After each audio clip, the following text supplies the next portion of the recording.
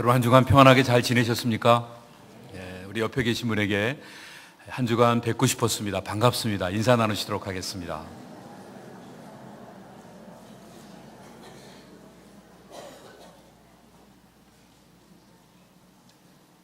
예수님께서 갈릴리 전도 사역을 시작하셨던 성경의 내용들이 누가복음 4장부터 시작해서 이제 7장까지 첫 번째 마치셨는데, 두 번째는 이제 8장에서 두 번째 전도 사역을 하시게 되고, 세 번째 갈릴리 전도 사역은 제자들을 파송하시면서 제자들을 통해서 이 사역을 감당하시게 됩니다. 근데 이제 오늘 이 내용들을 보면서 특별히 예수님께서 모여있는 많은 무리들에게 이제 비유를 설명하시면서 제자들을 중심으로 해서 하나님 나라의 일을 설명하시는 것을 보게 됩니다. 그러니까 비유를 말씀하셨다는 얘기는 사람들은 많이 모였는데 사람 전체를 대상으로 말씀하신 게 아니라 들을 수 있는 사람만 들으라고 말씀을 하신 겁니다.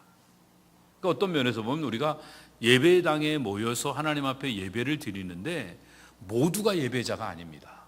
모두가 말씀을 듣고 있지만 그 말씀이 모두가 다 열매를 맺는 것은 아닙니다. 이 사실을 제자들에게 일깨우기 위해서 예수님께서는 이 비유의 말씀을 하십니다. 왜냐하면 이제 제자들은요, 앞으로 나가서 전도 사역을 해야 되거든요.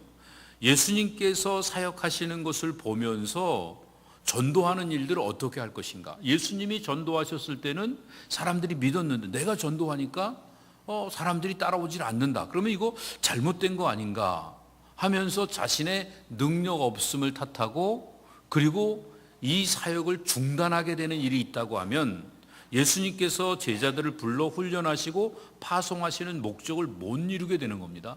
그런데 예수님께서는 말씀을 전하지만 말씀 자체에 능력이 있는 것, 이것은 분명하니까 말씀을 듣는 사람의 마음에 따라서 열매가 다르게 나타난다. 열매를 맺을 수도 안 맺을 수도 있다는 사실을 알려주기 위해서 비유를 말씀하시고, 이 비유를 잘 못 알아들어서 예수님에게 이거를 좀 알려달라고 여쭤보게 되니까 이것을 차근차근 해석을 해주신 내용이 오늘 본문에 기록되어 있습니다.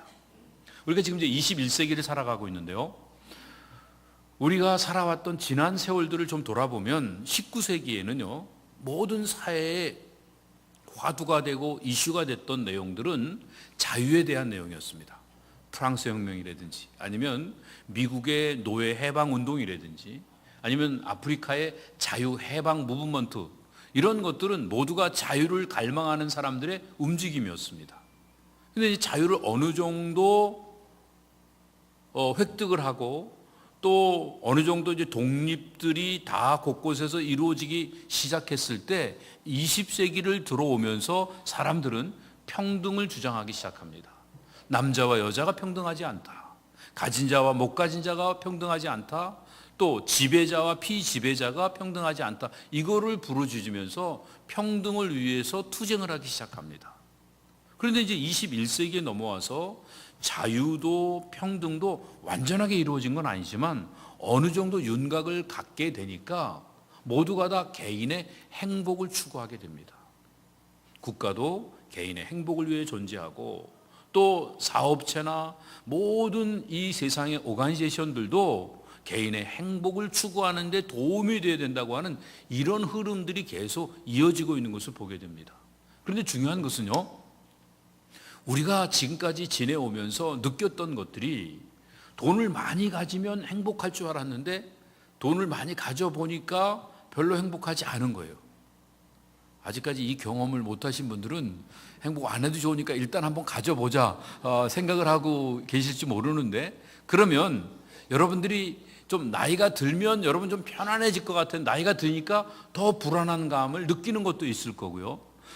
지위가 높아지면 내 마음대로 내 원하는 대로 살 수 있을 것 같았는데 지위가 올라갈수록 더 부자유스러워지고 해야 될 일이, 짐들이 더 많아지는 이런 것들을 느낄 줄 압니다. 그래서 돈을 많이 갖고도 불행한 사람이 있고 돈을 적게 갖고도 행복하게 사는 빈민국에 사는 사람들이 얼마든지 있다는 것을 우리가 알고 있습니다. 그러면 우리가 추구하는 행복을 어떻게 얻을 수 있는 것인가? 이것을 우리가 지금까지 갖고 있는 결론은 행복을 잡으려고 하면 할수록 행복은 점점 멀어지는 겁니다. 희망이라고 하는 옛날 시가 있었나요? 뭐 저 산 너머에 있다고 그래갖고 찾아가 보니까 또 계속 산이 있고 그래갖고 속고 그러는 인생이 반복되고 있는 것입니다.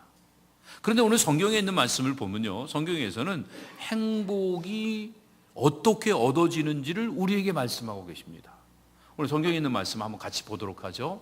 신명기 10장 12절 13절 말씀이요, 같이 읽어봅니다. 시작. 이스라엘아, 내 하나님 여호와께서 내게 요구하시는 것이 무엇이냐?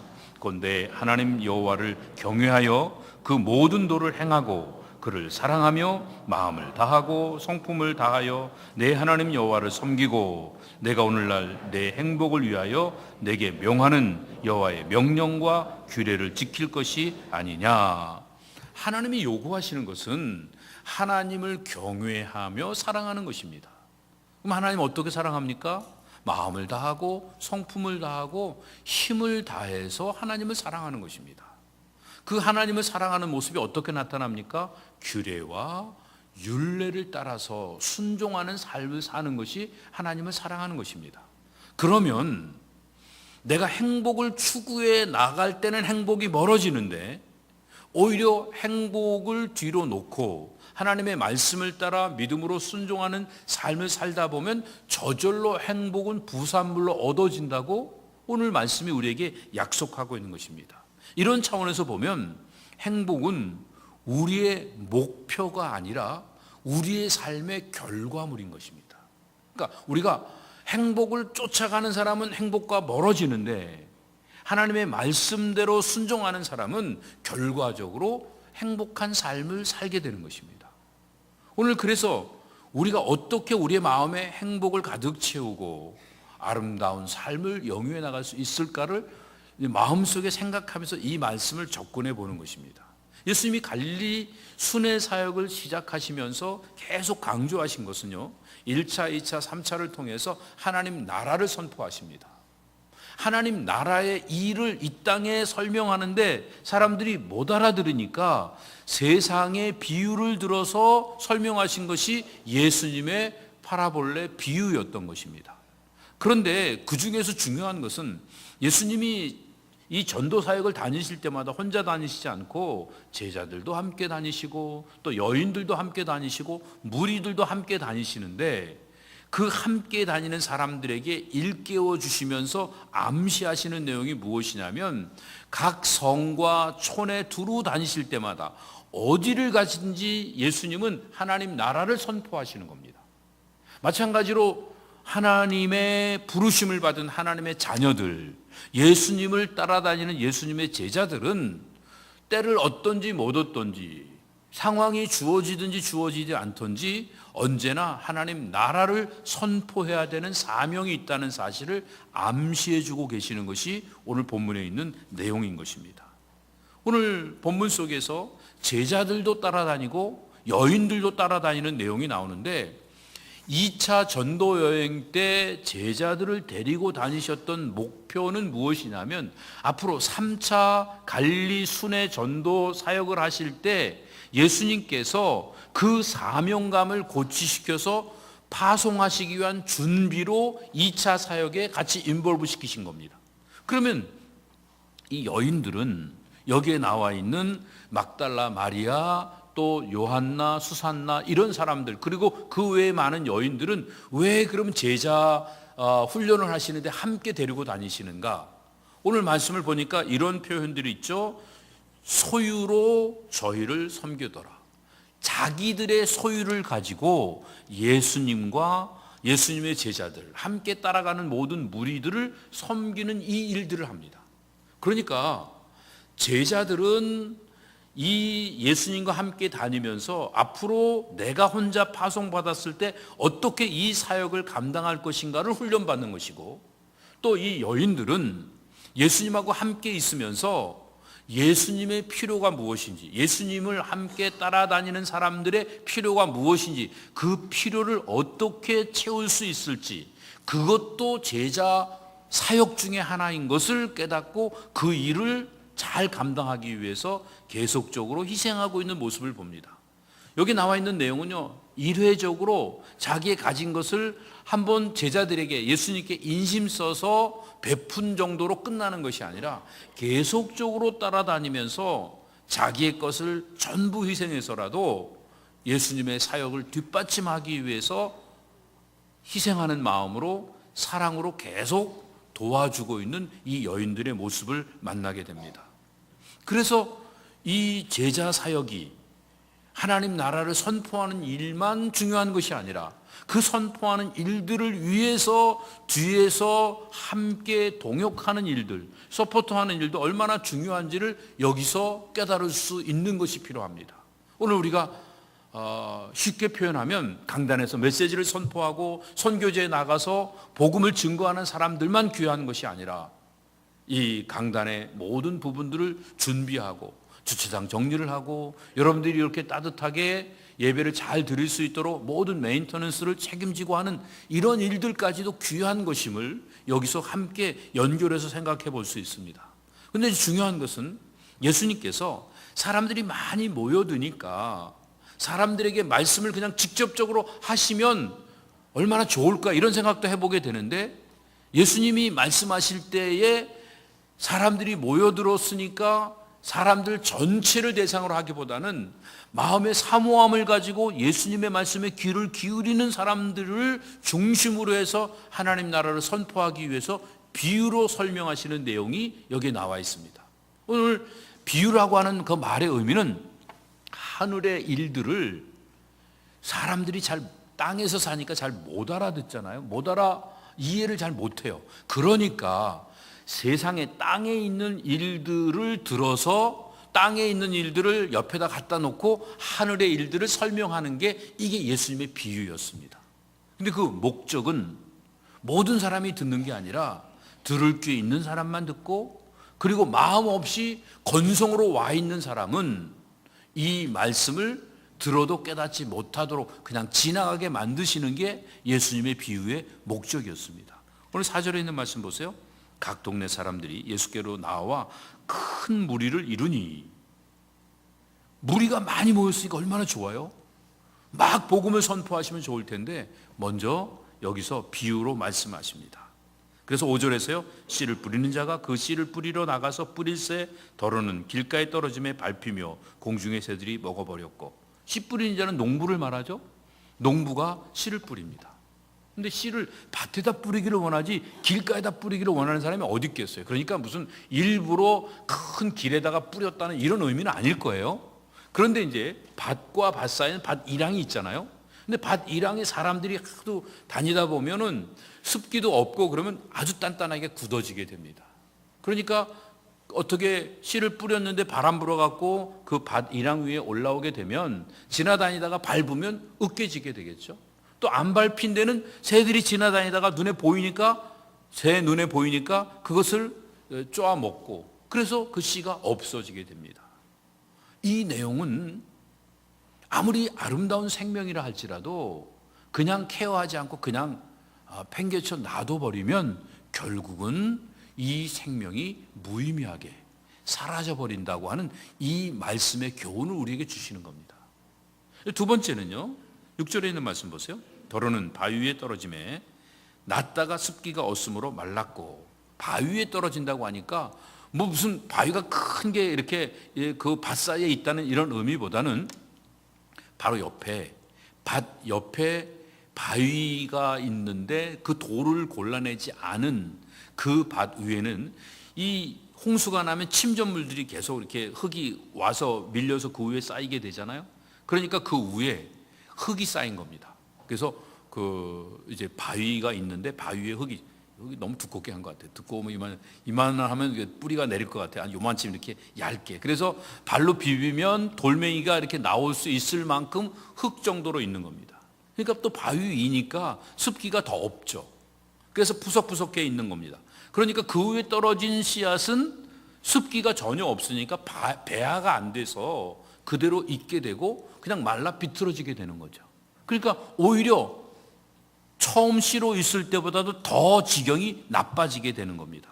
이 말은 복음을 받아들이는 사람이 어느 정도 준비가 된 것 같은데, 겉으로 볼 때는 말씀을 듣는 것 같은데 들으면서 딴 생각을 하고 있고, 중간에 엉뚱한 모습으로 마음을 전혀 열지 않고 있으니까 뿌리가 내릴 수 없어서 오히려 처음보다 형편이 더 나빠지는 겁니다. 여러분, 대부분 기독교를 극렬하게 반대하는 NT 사람들을 보면 교회를 좀 다니던 사람들이 대부분 많아요. 교회에 와서 상처를 받은 거예요. 주일학교 때 사탕을 나눠주는데 갑자기 내 옆에 있는 아이 사탕을 주고 나는 빼놓고 그냥 넘어갔다. 그럼 그게 화가 나서 교회를 안 다닌 사람, 이런 사람 평생 교회에 대한 아주 울분이 가득 차 있는 경우를 봅니다. 저 어릴 때는 교회에서 구호품들을 나눠줬거든요. 근데 구호품이 미국에서 이제 여러 사람들이 모아서 준 거니까 뭐 이게 똑같은 물건들이 아니잖아요. 오늘날 같으면 어느 공장에서 이렇게 산더미로 쌓여 있는 것들, 재고품들 이렇게 갖다 주고 그러면 비슷한 것들이니까 그냥 아무렇게나 논아줘도 되는데, 줄을 딱 서 있는데 어떤 아이는 이 티셔츠 같은 거 하나 이렇게 받았는데 그 옆에 있는 아이는 아주 좋은 가죽 잠바가 하나 딱 걸리는 거예요. 그러면 옆에 있는 아이는 그 티셔츠를 받아서 고마워하는 게 아니라 가죽 잠바 입은 아이 때문에 상처받아 갖고 교회가 이렇게 불공평하냐 그러면서 막 화를 내고, 이런 경우들이 있는 것을 제가 어릴 때 경험을 했습니다. 근데 이런 것처럼 실제로 바위에 떨어졌다고 하는 것은 마음을 열지 않고 뭔가 이렇게 조금이라도 긍정적으로 접근을 하려고 하지 않고 부정적으로 이렇게 밀어내는 이런 모습, 결국은 이 일 때문에 조그만 일에도 시험 들고 배반하는 이런 모습을 갖는 게 바로 오늘 이제 바위에 떨어진 모습입니다. 그런데 이제 세 번째, 가시떨기 속에 떨어진 씨는 더러는 가시떨기 속에 떨어짐에 가시가 함께 자라서 기운을 막았고, 씨가 땅에 떨어져서요 뿌리를 내렸어요. 땅은 좋으니까. 그런데 줄기가 올라와서 잎을 내려고 하다 보니까 가시에 걸려서 못 자라나는 겁니다. 여러분, 식물은요 세 가지가 다 조화롭게 자라야 됩니다. 뿌리도 깊이 내려야 되고, 줄기도 튼튼하게 올라와야 되고, 그리고 잎사귀도 커져서 동화작용을 해야만 쑥쑥 자라서 열매를 맺을 수 있게 되는데, 잎사귀가 자라지 못하니까 결국은 열매가 없게 됩니다. 이런 그 내용, 이것은 바로 신앙생활을 하면서 한 군데 편협적으로 자기 생각에, 자기 편리한 대로, 자기 감정에 치우쳐서 신앙생활을 하는 사람은 열심히 잘하는 것 같은데, 어느 정도 기초가 세워진 것 같은데 조금만 자기 흐름에 맞지 않으면 그것으로 인하여서 결국 신앙을 저버리는, 조화가 없는 신앙생활을 하는 이런 모습을 이야기하고 있는 것입니다. 그런데 이제 네 번째, 예수님께서는 좋은 땅에 떨어진 씨에 대해서 말씀하십니다. 8절 우리 같이 한번 읽어보죠. 시작. 더러는 좋은 땅에 떨어짐에 나서 100배의 결실을 하였느니라. 이 말씀을 하시고 외치시되 들을 귀 있는 자는 들을지어다. 자, 열매를 맺고 안 맺고는요 씨가 좋으냐 나쁘냐가 아니에요. 뭐 설교자가 가끔 이런 얘기를 할 수 있죠. 그 설교를 잘하느냐 못하느냐가 중요하지 않고 설교를 듣는 사람의 마음이 중요합니다. 이게 설교자가 편리하게 말하는 게 아니라 오늘 본문이 말씀하는 내용이에요. 그러니까 어떤 사람은요 실제적으로 설교자가 잘하고 못하고 관계없이 그냥 말씀 속에서 은혜를 충분히 받을 수 있어요. 사모하는 마음이 있으면. 그런데 오늘 있는 말씀을 보면 내 마음이 있잖아요. 근데 말씀을 받아들일 수조차 없는 딱딱한 마음이 있고, 말씀을 받아들이는 것 같은데 조금만 자기하고 부닥치고 그러면 확 배신해버리고 배반해버리는 경박한 마음이 있고, 또 나름대로 뭔가 잘하는 것 같은데 뭔가 순수하지 못해갖고 세상 것들이 이렇게 바람이 조금만 불고 또 누군가의 유혹이 있고 그러면 쉽게 사그라져 버리는 이 가시 마음이 있는 겁니다. 그런데 하나님의 말씀을 들으면 들은 대로 그대로 아멘 하고 믿어요. 아멘하고 믿고 끝나지 않고요, 믿은 대로 그대로 순종을 해요. 그러면 나도 모르게 잘 자라나서 열매가 저절로 맺혀지는 겁니다. 이거를 성경은 좋은 마음이다 이렇게 표현을 했는데, 오늘 말씀을 보면 이런 표현이 있죠. 이 말씀을 하시고 난 다음에 외치시되 들을 귀 있는 자는 들을지어다. 오늘 우리가 이렇게 다 함께 있어요. 다 똑같은 자리에 앉아 있는데 각자의 얼굴이 다르듯이 각자의 마음이 다르니까 똑같은 말씀이 선포되더라도 은혜를 받는 정도가 다르게 되는 겁니다. 이렇게 말씀을 하니까 예수님의 이 말씀을 들었던 제자들이 의아하게 생각합니다. 그게 도대체 무슨 뜻인가? 궁금증을 가지고 그 말씀을 긍정적으로 적극적으로 알기 위해서 예수님 앞에 질문하는 내용이 9절에 나옵니다. 제자들이 이 비유의 뜻을 물으니 예수님 말씀하시죠. 가라사대 하나님 나라의 비밀을 아는 것이 너희에게는 허락되었으나 다른 사람에게는 비유로 하나니 이는 저희로 보아도 보지 못하고 들어도 깨닫지 못하게 하려 함이니라. 어떤 사람은 진리를 알 수 있도록 예수님이 드러내시고, 어떤 사람은 진리를 알지 못하도록 그 사람 앞에 진리를 감추시기 위해서 비유를 말씀하셨다. 그러면서 비유를 설명하시는데 이 비유는 이러하니라. 씨는 하나님의 말씀이요. 우리가 하나님의 말씀을 여기서 선포했다고 하는 것은 씨를 뿌리는 겁니다. 이렇게 제가 오늘 설교를 하는 것은요, 씨를 뿌리는 거예요. 씨를 뿌리는데 씨가 어느 경우에는 잘해야죠. 이게 어느 경우에는 길가 밭에 뿌려지고, 어느 경우에는 다 이렇게 할까요? 그냥 어느 경우에는 길가밭에 뿌려지고, 어느 경우에는 바위 위에 뿌려지고, 어느 경우에는 가시밭에 뿌려지고, 어느 경우에는 좋은 밭에 뿌려지는, 됐죠? 네, 그런 역사가 있다는 것을 말씀하고 계시는 겁니다. 그런데 예수님의 설명을 보면 여기서는 네 가지 밭을 이야기하고 있는데 사실은 네 가지가 아니에요. 둘이에요. 뭐냐면 결실하는 자, 결실하지 못하는 자, 결실하는 마음, 결실하지 못하는 마음. 근데 앞부분 결실하지 못하는 마음은 어떤 것인가 보죠. 12절이요. 길가에 있다는 것은 말씀을 들은 자니 이는 마귀가 와서 그들로 믿어 구원을 얻지 못하게 하려고 말씀을 그 마음에서 빼앗는 것이요. 바위에 있다는 것은 말씀을 들을 때 기쁨으로 받으나 뿌리가 없어 잠깐 믿다가 시험을 받을 때 배반하는 자요. 가시떨기에 떨어졌다는 것은 말씀을 들은 자니 지내는 중 이생의 염려와 재리와 일락의 기운이 막혀 온전히 결실치 못하는 자요. 결실치 못하는 경우를 세 가지로 말씀하죠. 말씀을 들었는데 금방 잊어버려 버리거나, 말씀을 들었는데 감각이 없는, 감동이 없는 겁니다. 무감각해지는 겁니다. 옆에서 누가 만져도 만지는지조차 모르고 이야기를 했는데도 그냥 귓전에 쨍하고 그냥 지나가 버리고 만 겁니다. 근데 두 번째는요, 말씀을 바다에 잠깐 믿어요. 그런데 시험의 때에 배반을 한다. 내가 그 일을 하려고 하면 희생을 해야 되고, 나하고 안 맞는, 내 논리와 안 맞는 이야기를 하는 것 같으면 금방 배신을 해버리는 겁니다.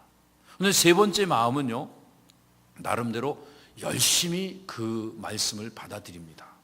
말씀대로 살기 위해서 기도도 하고 노력도 하고 나름대로 다른 사람보다 충성스럽게 정말 겸허한 모습으로 주님을 따라가려고 하고 있습니다. 그런데 돈과 연결된다든지, 아니면 내 자존심과 연결된다든지, 아니면 세상의 재미와 연결된다든지, 그러면 내 취미 생활하는 게 먼저고, 내가 돈 버는 게 먼저고, 그리고 내 이름을 내는 게 먼저지 신앙생활은 지금 우선적으로 할 필요가 없는 겁니다. 그래서 자녀들을 위해서 신앙을 포기하고, 또 사업을 위해서 신앙을 포기하고, 내 취미 생활을 위해서 신앙생활을 포기하는 사람들이 바로 세 번째 가시밭에 떨어진 씨앗과 같은 겁니다. 그러니까 우리가 말씀을 받았는데 말씀대로 살지 않고 금방 돈 버는 것 때문에, 취미 생활하는 것 때문에, 내 자존심 때문에 신앙을 저버린 사람들은 결국은 열매를 맺을 수 없다 말씀하고 있습니다. 근데 이제 결실하는 자는 어떤 자인가? 마지막으로 15절 같이 읽어봅니다. 시작. 좋은 땅에 있다는 것은 착하고 좋은 마음으로 말씀을 듣고 지키어 인내로 결실하는 자니라. 자, 우리가 다시 생각을 해봐요. 말씀을 들었다고 말씀이 열매를 맺는 건 아니에요. 결실은 누가 합니까? 좋은 땅에만 결실을 할 수 있습니다. 좋은 땅이 뭐라고요? 좋은 땅은 착하고 좋은 마음입니다. 그러니까 착하고 좋은 마음의 말씀이 전해져야 열매가 맺혀지는 거지, 마음이 악하고 강팍한 사람들에게 말씀이 전해져도 열매가 나타나지 않습니다. 그런데 더 중요한 건 착한 마음, 좋은 마음을 가졌다고 저절로 열매가 맺혀지지 않습니다. 다시 한번 15절에 있는 말씀을 보세요. 좋은 땅에 있다는 것은 착하고 좋은 마음으로 말씀을 듣고, 그 다음에 착하고 좋은 마음으로 말씀을 지키어 착하고 좋은 마음으로 인내하며 결실하는 자입니다. 그러니까 내가 착하다, 난 딴 사람보다 착하고 난 나쁜 짓 한 적도 없고 우리 집에서 내가 제일 또 좋은 마음을 가졌다, 그걸로 되는 게 아니에요. 좋은 마음으로 말씀을 받았으면 그 다음에 이 좋은 마음을 가지고 말씀을 그대로 지키기 위해서 자기를 희생하며 살아가야죠. 그리고 자기를 희생하는 것으로 끝나지 않고 한 번, 두 번이 아닌 계속적으로 인내하며 말씀이 열매 맺힐 때까지 기다릴 수 있어야 됩니다. 한 번 선을 베풀었는데 열매가 없어서 속상하고 힘들어하는 건 믿음의 모습이 아닙니다. 그래서 끝까지 이 일들을 하는 사람만이 궁극적으로 열매를 맺을 수 있다 하는 것을 여기서 말씀하고 있습니다. 복음을 듣는 자가 신실하게 복음의 내용대로 인내하며 충성스러운 삶을 살지 못하면 열매가 없는 겁니다. 오늘 이 씨 뿌리는 비유의 결론적으로 주신 이 말씀은 마음의 상태가 얼마나 중요한지를 우리에게 강조해 주시는 말씀입니다. 끝까지 말씀을 좋은 마음으로 지켜서 인내하는 사람만 열매를 맺는데 몇 배요? 100배. 다른 곳에서는 30배, 60배, 100배 이렇게 다 해놨는데 여기서는 최대치로 100배 그냥 처음부터 이야기를 했습니다. 그런데 중요한 것은 이 열매를 맺지 못하도록 말씀이 전해지는 곳마다 역사하는 힘이 있는데 그게 사탄의 세력입니다. 그래서 오늘도 보면요, 사탄의 역사를 여기서 이야기합니다. 예수님이 사탄에 대한 언급을 참 많이 하셨어요. 그렇지만 예수님이 비유를 말씀하실 때에는 2번 언급을 하셨습니다. 여기에 나와 있는 씨 뿌리는 비유와 가라지 비유를 설명하실 때 그때만 사탄이 어떤 역사로 우리의 마음을 또 이렇게 뺏어가는가를 설명하고 계십니다. 오늘 말씀에 있는 내용을 보면 5절에서는요, 씨를 뿌려요. 그런데 길가에 떨어졌어요.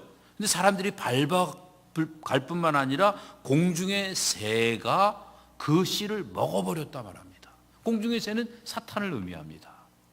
공중 권세 잡은 자가 우리가 하나님의 말씀을 받았는데 그 말씀을 마음으로 킵하지 않고 그냥 겉에 드러내놓고 살면 사탄이 와갖고 말씀을 받은 자들을 공격하는 겁니다.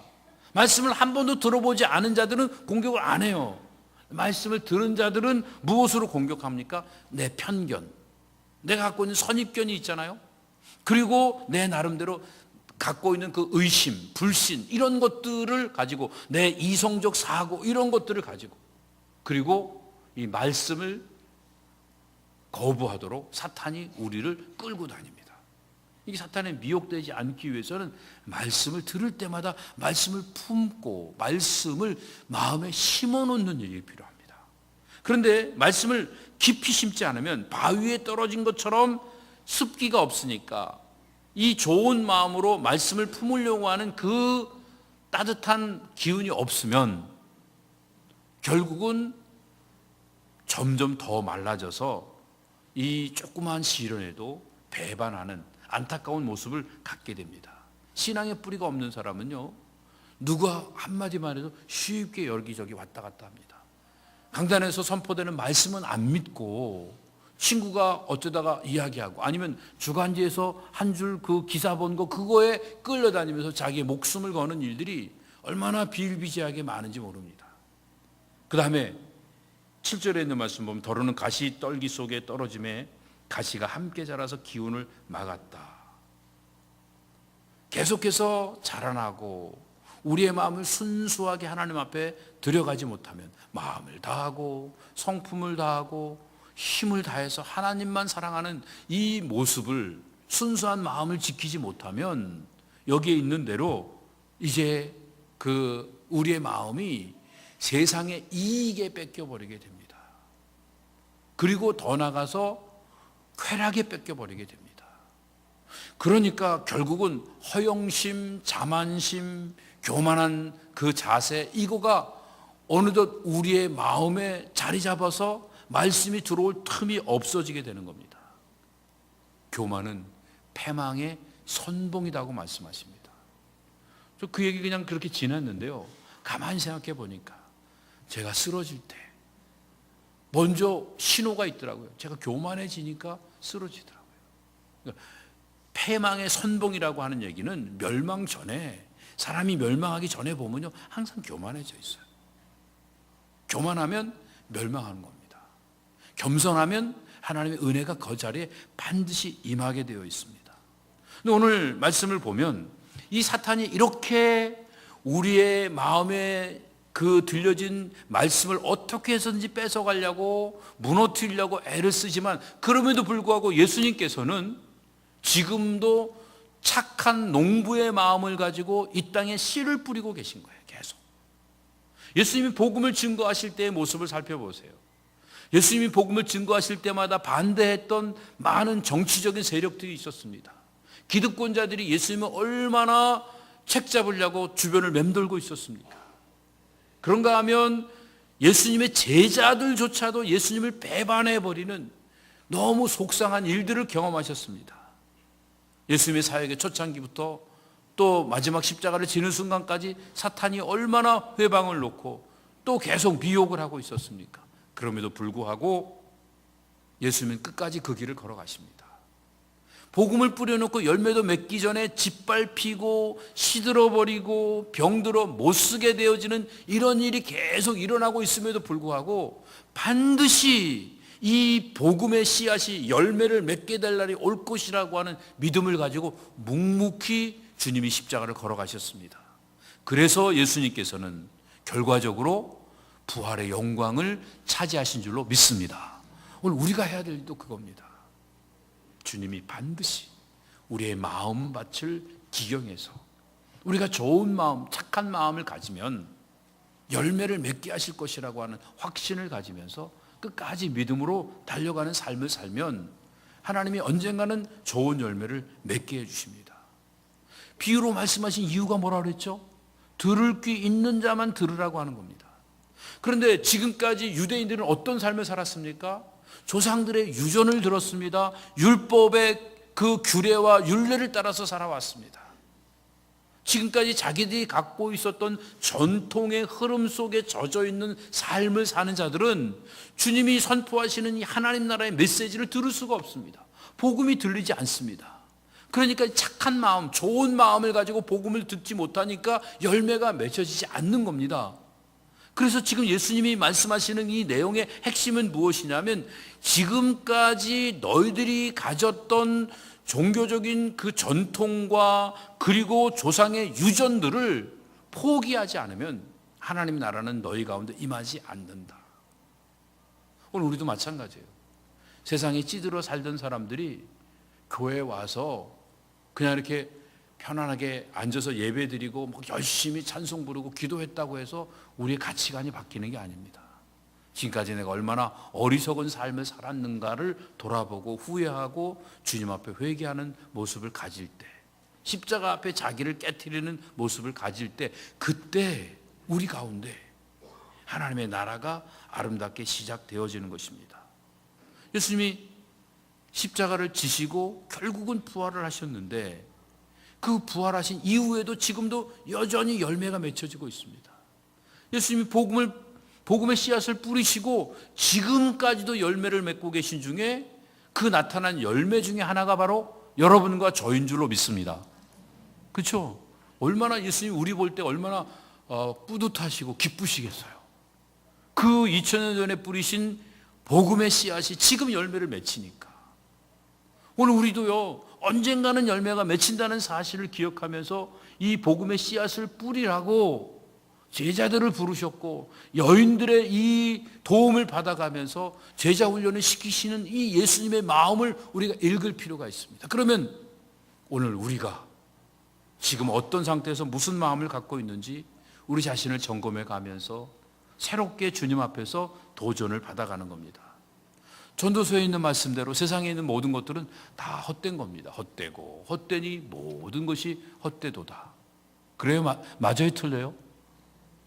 하나님 말씀인데 맞죠. 그러면 세상에 있는 모든 것들이 헛된 건데 열심히 할 필요가 있습니까? 없습니까? 정말 이를 악물고 애써서 할 필요가 없죠? 아멘? 그건 아닌 것 같죠. 예. 그렇다고 제가 지금까지 드린 말씀이 틀린 건 아니에요. 맞아요. 그런데 예외가 있어요. 뭐가 예외냐면 주 안에서 한 것은 헛되지 않습니다. 예수님이 우리에게 전해주신 말씀과 함께 사도 바울이 그것을 잘 해석해서 설명을 해주죠. 우리가 죽어도 부활한다. 우리가 썩을 것을 심고 썩지 않는 영원한 것들을 거두게 된다. 지극히 적은 것을 심고 우리는 풍성한 것을 거두게 된다. 정말 가치 없는 것을 심고 중요한 가치 있는 것들을 우리는 거둘 수 있게 된다. 그러면서 부활에 대한 소망을 우리에게 전해주면서 마지막 결론으로 뭐라고 말합니까? 그러므로 내 사랑하는 형제들아, 견고하며 흔들리지 말며 항상 주님의 일에 더 힘쓰는 자들이 되라. 이는 너희 수고가 주님 안에서 헛되지 않은 줄을 알게 하려 함이니라. 주님 안에서 하는 일은 절대로 헛되지 않은 줄 믿으시기 바랍니다. 이런 믿음을 가지고 우리가 우리의 삶에 주어진 사명을 감당해 나가면 우리의 삶은 얼마나 행복해지는지 모릅니다. 언제 우리가 진짜 행복하게 살 수 있어요? 하나님이 내게 주신 사명이 무엇인지를 알고 그 사명에 내 자신을 쏟아 부으며 살아가면 얼마나 행복해지는지 몰라요. 제 아내가 그런 우려를 하더라고요. 여보, 요즘 당신이 맨날 헌신 하는데 성도들이 교회에 오는 게 부담스럽지 않을까 모르겠어요.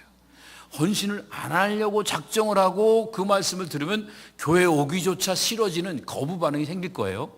그런데요, 하나님의 말씀을 그대로 받고 내가 할 수 있는 대로 그 말씀대로 살아가려고 하면 이 말씀이 얼마나 복이 되는지 모릅니다. 그 말씀을 따라 살면 부산물로 하나님이 뭘 주신다고요? 행복한 삶을 주시는 줄로 믿습니다. 그러니까 여러분들, 선교의 사명, 구제의 사명, 장학의 사명, 건축의 사명에 여러분들이 시간을 들이고 물질을 들이면 드린 만큼 여러분들은 행복한 삶을 살게 될 줄로 믿습니다. 또 헌신하려는구나, 그렇게 느껴질 수도 있겠지만 제가 지금 말씀드리는 건요, 헌신하라는 데 강조점이 있는 게 아니라 행복하게 살라고 여러분들에게 말씀을 전하는 줄 받아주시기 바랍니다. 예, 이것도 믿음대로 하시는 거예요. 근데 여러분, 한 가지만 더 말씀드릴게요. 성공하는 사람하고 실패하는 사람에게 중요한 차이가 있습니다. 성공하는 사람, 실패하는 사람이 깨닫고 마음에 감동받는 건 똑같아요. 별 차이가 없어요. 그런데 차이가 나는 건 이거 한 가지입니다. 성공하는 사람은요, 깨닫고 감동이 있으면 즉시 순종합니다. 즉시 움직입니다. 그런데 실패하는 사람은요, 깨닫고 감동이 있어도 내일로, 내년으로 미루고 주변을 살피면서 왜 나만 해야 돼? 그러면서 안 합니다. 그런 사람은 좋은 열매를 맺을 수 없게 됩니다. 여러분, 하나님의 말씀을 받을 때마다 순수한 마음으로 잘 받아서 마음속에 기쁨과 감동이 넘치는 복된 삶을 사시기를 주님의 이름으로 축원합니다. 그러면 이제 거기서 끝나지 마시고 기쁨으로, 감동으로 그 말씀을 받으셨으면 이제는 순종하는 착한 사람이 되셔야죠. 착한 사람이라고 하는 것은요, 나쁜 짓 안 하는 사람이라는 이런 의미가 아닙니다. 착한 사람의 반대는 거짓된 사람입니다. 우리 인간이 모두가 다 거짓됩니다. 그런데 거짓된 삶의 반대를 우리는 그냥 진실된 사람, 착한 사람 이렇게 이야기할 게 아니라 좀 이렇게 접근해 봤으면 좋겠습니다. 거짓된 인간의 모습을 우리가 어떻게 벗겨낼 수 있습니까? 인간 중에 진실되게 살 수 있는 사람이 세상에 어디 있습니까? 그렇지만 우리가 살다가 보면 부족하고 어리석은 걸 깨달을 때마다 하나님 앞에 나와서 솔직한 고백을 하는 거예요. 주님, 제가 이렇게 부족합니다. 주님의 도우심이 필요합니다. 그리고 하나님의 은혜를 구하는 겁니다. 하나님의 도우심을 간구하는 겁니다. 이게 바로 거짓을 저버리고 진실되게 삶을 살아가는 발로입니다. 출발입니다. 그러니까 주님 앞에 은혜를 사모하는 마음조차 없는 사람이 열매를 맺는 경우는 없습니다. 왜냐하면 진실되지 못하니까요. 우리 인간 스스로가 진실되게 살 수가 없습니다. 하나님 앞에 나와서 주여 저를 불쌍히 여겨주시옵소서. 제 안에는 거짓으로 가득 차 있습니다. 제 인생이 지금까지 얼마나 어리석게 패역한 삶을 살았는지 모릅니다. 그러나 하나님이 은혜를 주시면 제가 주님 앞에서 순종하며 믿음으로 살아가겠습니다. 이런 마음이 착한 마음인 줄 믿으시기 바랍니다. 남하고 싸우지 않고 남한테 욕 안 했다고 착한 사람이 아니에요. 하나님의 은혜를 구하는 사람이 착한 사람이에요. 이 착한 마음을 가지고 사는 사람은 지극히 작은 일에도 감동하며 기뻐할 수 있습니다. 지금 먹고 사는 것만 해도 얼마나 감동이 큽니까? 그러면서 하나님 앞에 나가서 이 감동받은 대로 하나님이 주신 은혜를 주변에 나누기 위해서 하나님이 주신 명령, 선교면 선교, 구제면 구제, 장학이면 장학, 건축이면 건축, 이 일들에 작은 힘을 보태 나가는 이 마음이 바로 착한 마음입니다.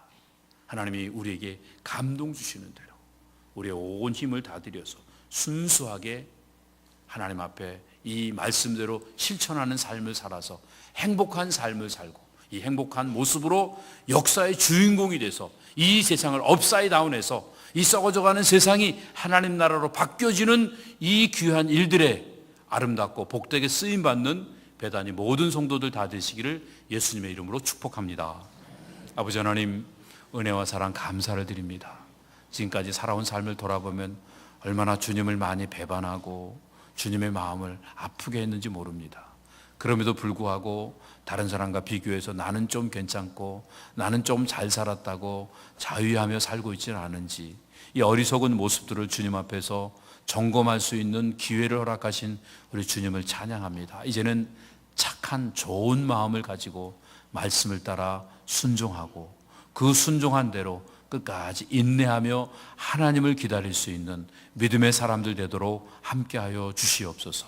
지금까지 딱딱한 길가 마음, 그리고 습기가 없는 바위 위의 마음, 그리고 세상 온갖 것들의 마음을 빼앗기며 살아갔던 가시 마음을 우리 주님 앞에 내려놓고 십자가를 지시고 우리를 위해 모든 짐을 대신 지시며 우리에게 생명의 은혜를 허락하신 우리 주님을 본받아 이제는 다른 사람들에게 혜택받고 다른 사람들에게 뭔가 또 내가 유익을 얻으며 인생을 살아가려고 또 바둥바둥 되는 것보다는 주어진 은혜와 사랑에 감격하고 감사해하면서 작은 것이라도 나누고 섬기며 주님 걸어가신 그 길을 따라가겠다고 새롭게 결단하는 배단이 모든 성도들 다 되도록 은혜를 허락하여 주시옵소서. 예수님의 이름으로 감사하며 기도드립니다. 아멘. 자리에 일어나셔서 찬양을 드리겠습니다.